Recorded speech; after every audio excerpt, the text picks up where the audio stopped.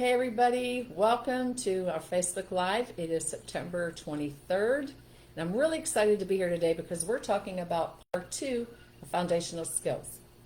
And there are going to be 4 things we're going to talk about today. But before we get into that, please, in the comments section, say hello, let me know where you're from.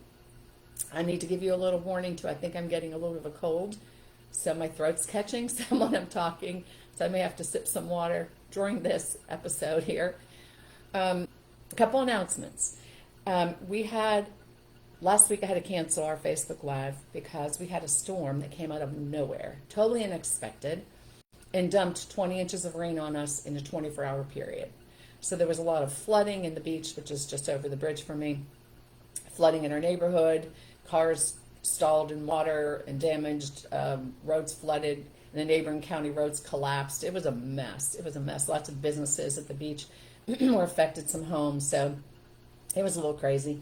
We are also now, I just noticed a model of a storm coming up from the Gulf of Mexico that is headed in our direction. This would be a hurricane, and that's supposed to hit in the next 4 to 7 days, supposedly.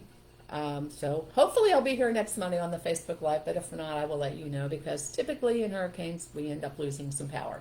But I've lived here since 1987 in this area. I'm used to hurricanes, so no big deal. We just have to prepare for them. So I may not be here. I'll let you know if it changes. Okay, I'm going to talk about a reel that I did Saturday morning about a little girl that was in the bathroom by herself at the soccer field. She was like 6 years old when I walked in. Nobody was around but her. And I did a reel about it, and you can watch that if you want to get deets on it. But please don't leave your children in the bathroom unattended. Don't send them in. That's had over 1 million views. It's almost 1.1 million views in 2 days. So it's really hitting nerves with people. And people accuse me of being a fear monger. Well, that's fine. I'll be a fear monger. But never send your children into a public restroom unattended, ever. Okay? That's my PSA for the day. All right. The book that I've been working on, that I asked people to vote for a title, the winner is Common Sense Parenting. Now, I added the with Pam part. So Common Sense Parenting with Pam, the manual you wish they came with. And I know that's a lot, but this is a compilation of 8 ebooks and books that I've written. And I'm combining them all into one, doing a lot of editing. I've been editing for the last 3 or 4 days. I'm probably another week of editing in it. And then it'll be for sale on Amazon for those of you who are interested. Right now it is at 263 pages. So hopefully I'll get it down a little bit, but that's where it's at. So the link will be on my website when it's ready. I'll announce it so you can purchase it. So, hey Linda, good to hear from you. So I'm excited about the book because it's fun. And I'm working on this book, these 10 foundational skills that we're going over first Facebook Live and then this one and next one. I'm going to also write a book about that and go into a lot of detail on those. So be on the lookout for that. But the other big exciting news I have is I'm starting a podcast. So I did a podcast a couple years ago on childcare. I did it for about a year. And then I just continued that. But I'm starting one called Common Sense Parenting with Pam. Imagine that. And it will be on all the platforms, for podcasts. It will be every week at a certain date and time. I'll announce when that will be.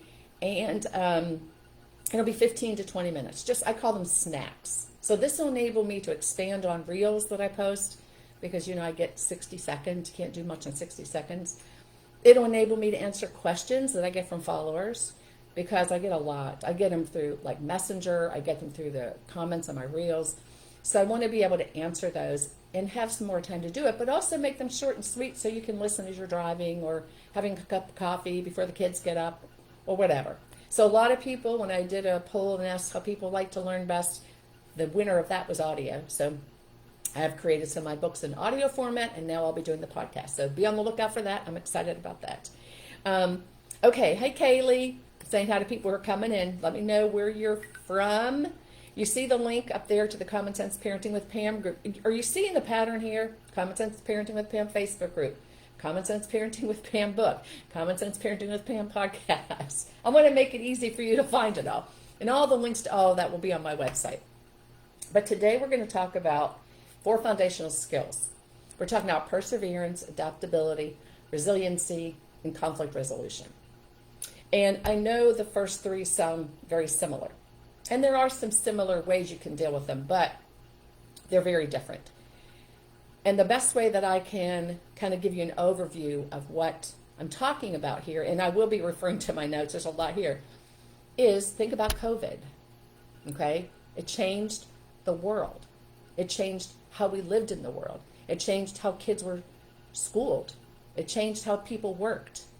Okay? So kids had to learn to be resilient. They had to learn to adapt. They had to learn how to persevere, and so did you as a parent, most likely. All of those skills came into play with COVID. So you think about your children went from sitting in the classroom, teacher teaching them, you were at work or you were at home. All of a sudden, now your children are at home with you. You're either not working or you're working remotely. Your children are trying to learn online. The teacher who has had to now adapt to teaching online potentially has children of her own that she's trying to make sure they're online. Can you see the conflicts that might arise in all of that? That's where conflict resolution comes into play. That's just, excuse me, that's just an example of what where these skills come into play and why it's so important your children learn these at such a young age. Let's start with perseverance. So perseverance is the ability to keep on going when things get tough. We all have to do that. As parents, you might go to a job you really don't care for, but you persevere through it because it pays your bills and supports your family, right? You may have tough days with your children at home, but you persevere because you're a mom, or you're a dad, you're a parent, that's your job. You persevere through it. Hey, Renee, you persevere through it, okay? So is it always fun? No. Do you always want to do it? No, but that's the definition of persevere. You do it anyway. All right, so let's give an example. Your child comes home and says, oh, I have a science project due in 2 weeks, right? And you're like, oh no, here we go again. Well, thank goodness they told you 2 weeks in advance and not the night before at 9 o'clock that you have to run out to a store and try to find all the supplies and do it for them, right? They told you in advance. And that can seem overwhelming to a child. Like, oh my gosh, I'm doing this science project and it's due and I'm going to get graded on it. And then all this anxiety starts happening. But if you sit down with them and say, okay, you have this task. How can we break it down into little bite-sized pieces that you can do a little bit every day? So instead of trying to climb that mountain all one day, you take a few steps up that mountain every day.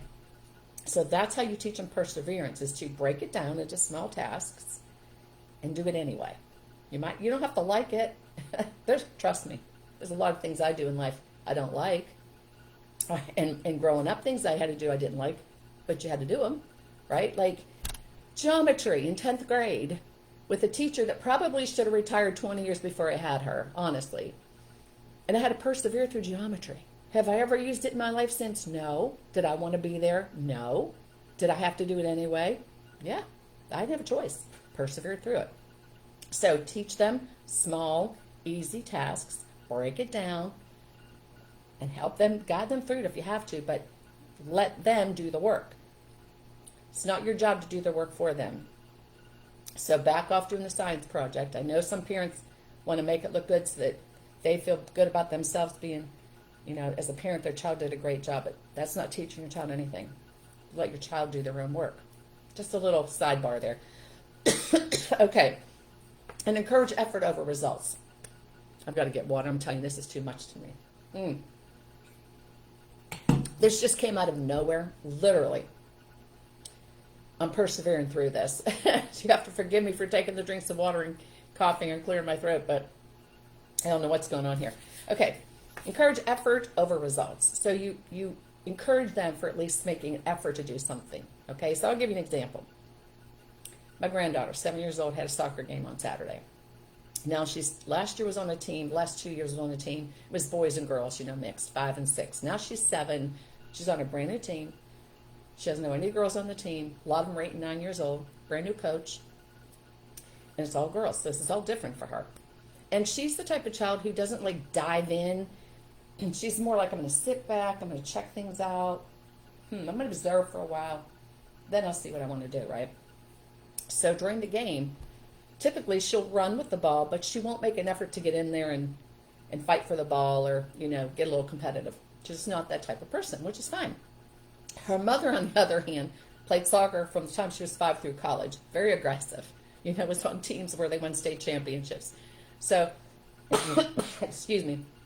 So, she's watching her daughter out there and, you can see her like wanting her to go for it, right? But that's not the type of child she is. That's not her personality. But here's what happened Saturday.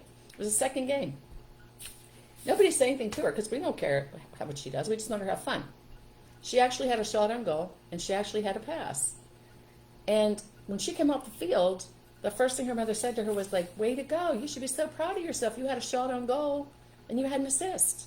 Like, you did a great job out there. It wasn't about whether they won or not. It wasn't about anything. It was about you persevered through that. We know you really probably didn't want to do that, but you did. So she's starting to feel more confident in herself. And sometimes that's what that perseverance comes down to. The kids just have to feel more confident about themselves or what they're doing, and then you're going to see them go for it, right? So perseverance, those are just 2 quick ways to teach your children perseverance. Encourage them for the effort they make instead of the results. And then when they have big monumental tasks or things that feel overwhelming to them, it can even just be a small thing. Break it down to little pieces. It's like that saying, how do you eat an elephant? 1 bite at a time, right? So 1 bite at a time with these things. That helps them teach perseverance. And I'm telling you, excuse me, start teaching these kids as young as 3 years old. 3 years old.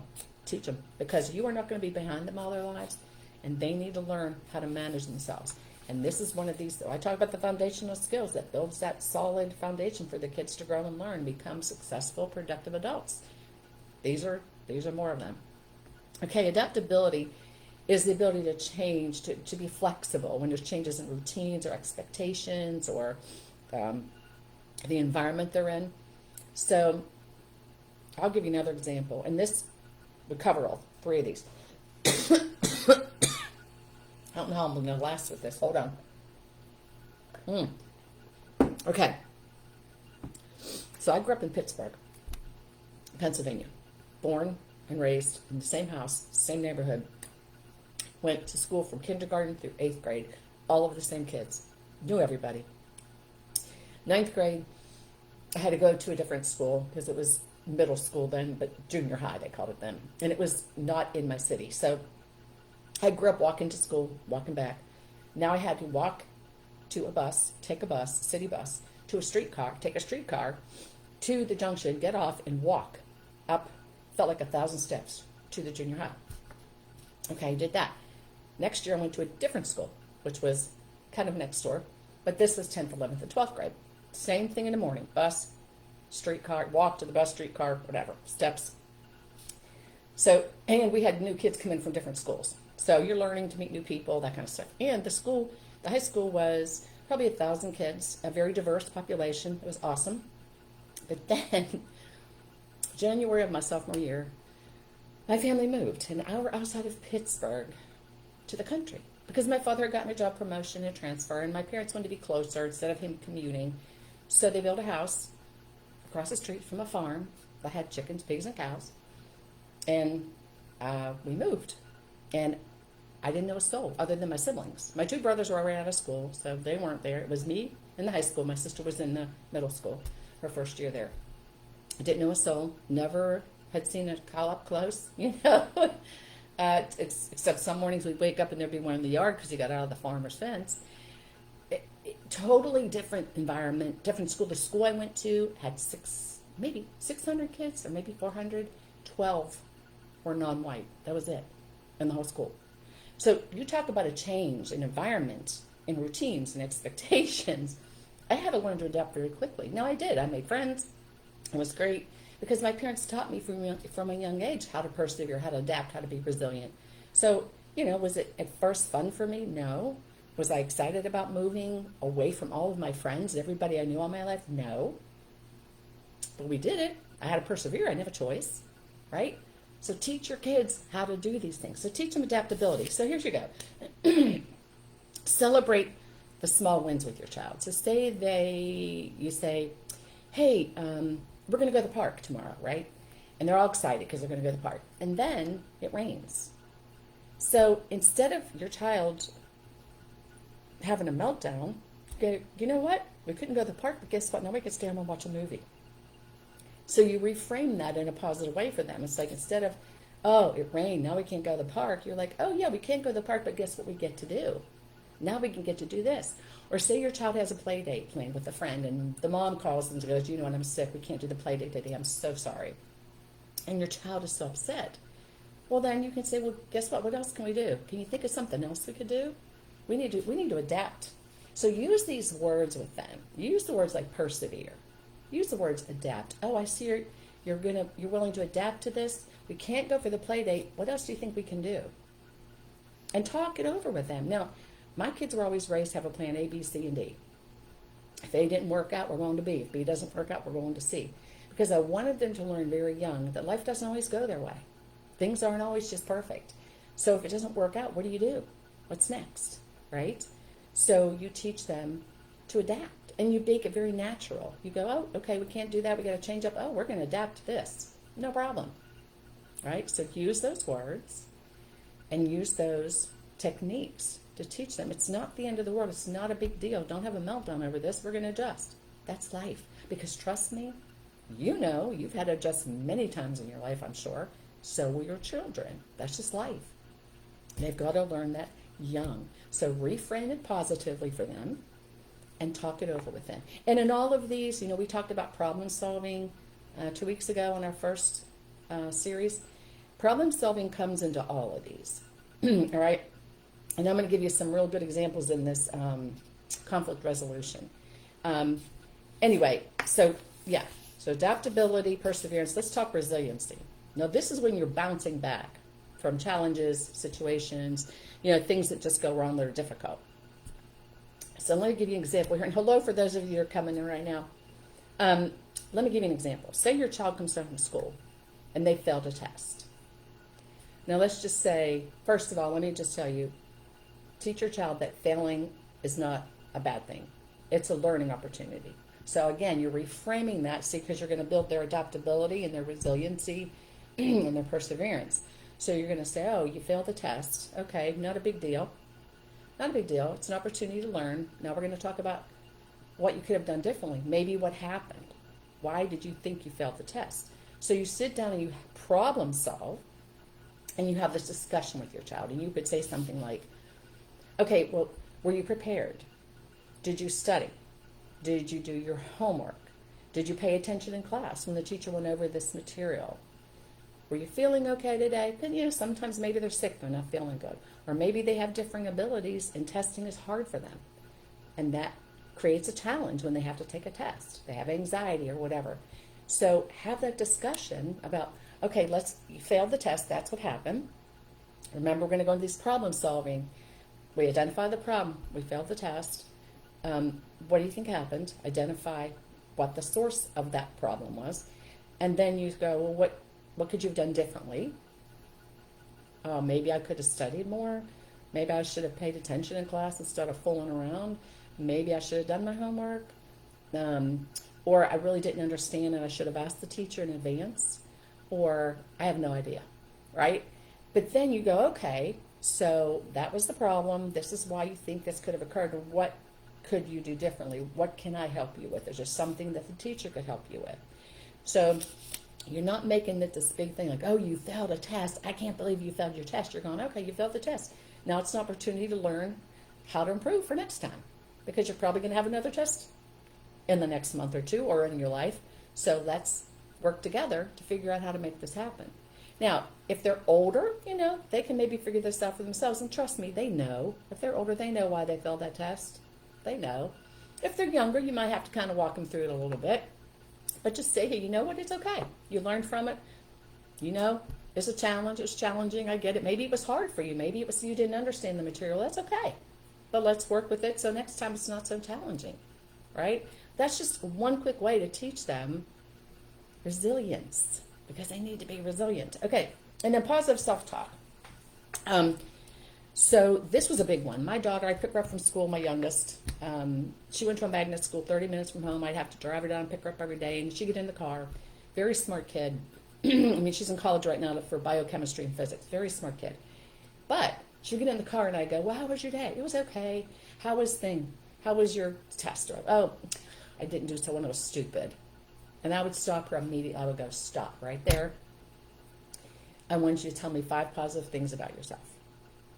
Not, oh, I have nice hair or my eyes are blue. No, I want you to tell me 5 positive things about yourself. Like, I'm smart, I can learn, or whatever. Just 5 positive things. And she'd be like, Mom. But I did it intentionally because I wanted her to stop the negative self-talk, and I wanted her to positively talk to herself. Like, you know what? I didn't do it this time, but I can do it next time. I've got this. I know what I need to do. And sometimes you have to give them those words. And sometimes you have to do it for yourself, right? And you know, as moms, as parents, sometimes we have that negative stuff going on in our head. Oh, I should have done this. I shouldn't have done this. I could have done this. I wish I had done this. But you need to stop and you need to reframe that. And you need to flip that and make it positive, okay? Because that is what's going to motivate your child, and that's what's going to encourage your child. And that's what helps build resilience.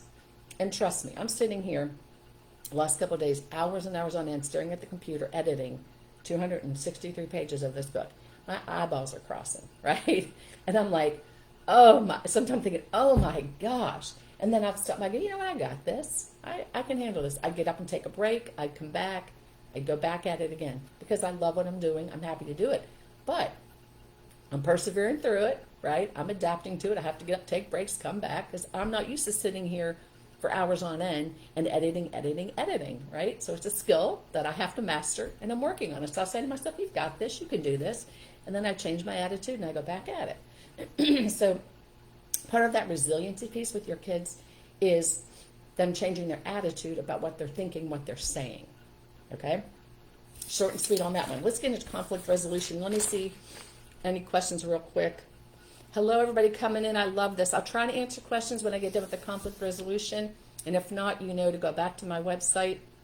I'll answer them on here probably this afternoon. But then I also post these on my website. So you can also continue to put comments up there. Okay, conflict resolution. This is a big one. You've got to teach your children how to handle their own conflicts. Now, when they're younger, you're going to have to guide them through that, maybe coach them through it a little bit. But as I said earlier, you're not going to be behind them all their lives. They have to learn how to handle conflicts respectfully, kindly, right? Patiently, not yelling, not screaming, but to sit down and discuss and have conflict resolution with other people. So I used to do this with my childcare children all the time, and they were 3 to 5 years old. You can start this with your 3-year-olds. And a couple of things. You want to teach them how to sit down and discuss what happened.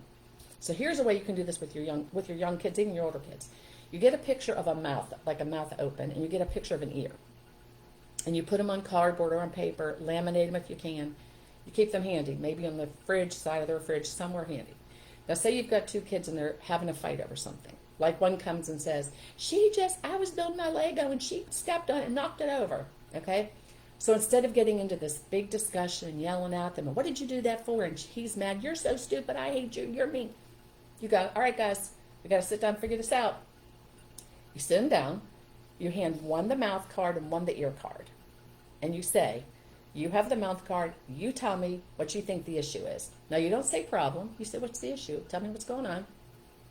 And he starts talking, and you listen, and this person listens. And if this person starts talking, you say, you know what? You have the listening card. It's your turn to listen. It's his turn to speak. You'll have a turn next. You let him talk. Now, you can put a time on it. You don't have to say, let him go on for 20 minutes. You say, you have a couple minutes. Tell me how you're feeling. Tell me what's going on. And then switch the cards. And now this person talks, and this person listens. And give this person the opportunity. And when they're done, then you say, okay, and you reiterate it back to them. Okay, I heard you tell me that you were building your Lego and you were so excited about it and you were almost done with it, and that she came and she stepped on it and broke it. Is that right? Mm-hmm. Okay. And I heard you tell me that you wanted to play Legos with him and he wouldn't let you, so you stepped on his Lego because you were mad. Is that what happened? Yes. Okay. So You now have the problem or the issue. So now you say to him, well, tell me how you felt. You teach them I statements. So they actively listen, and now I statements. And if he starts saying, well, she's mean. No, how did you feel about it? I felt upset. I was sad because I was working on that so hard, and she just came and stepped on it, kicked it over. Okay, you were upset because she kicked it over. Tell me how you felt. Well, I was sad because I wanted to play with him and he wouldn't let me.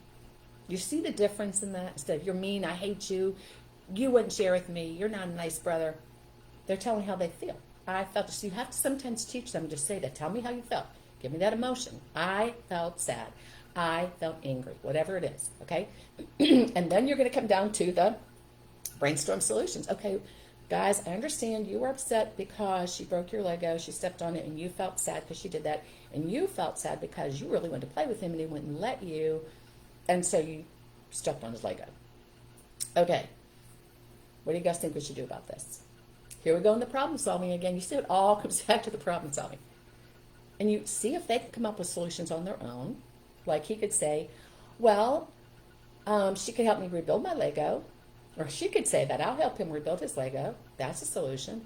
Or how about if I give her some Legos and she can play with some and I'll play with some? That's a solution.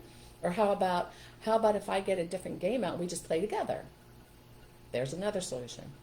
Okay? You don't have all the drama. You don't have all the tears. You don't have all the screaming. You have to sit down. You patiently, kindly, respectfully discuss what's the issue. How did you feel? How did you feel? How can we fix this? Beautiful. You can keep those cards handy for the kids. As they get older, they can just go get the cards if they're having their own conflict. That would be ideal for them. You go, oh, you guys are having a conflict. You know where the cards are. See if you can figure it out. If you need my help, let me know. If you're in the car or you're out somewhere in public and you don't have the cards with you, you say things like, you're the ear and you're the mouth. Go. And then switch it. Okay? So they learn. They just will know, oh, I get to talk. I get to listen. That's how simple this can be. It does not have to be hard. And I had somebody ask me the other day, like, my 9-year-old and my 7-year-old grandchildren are fighting all the time. What do I do? Here you go. This is what you do. You've got to teach them these skills. They don't come out of the womb knowing how to do this. They have to be taught how to do these things. And if you teach them young, it's going to carry them through life. Okay? Very, very important. So you're going to teach them to actively listen, use those I statements, and then come up with solutions. It's all just problem solving. Right? But all of these things together are going to give your kids a really, really strong foundation as they go through life without you, as they grow up, as they get jobs, as they go to college or trade school, go out in life, get married, have relationships. They need to learn all these things. Start teaching them young. And I know I keep preaching that, and people say, well, how young? 3 years old. Start 3 years old. You have to adapt, and it's going to change and evolve as they get older, but start young. Okay?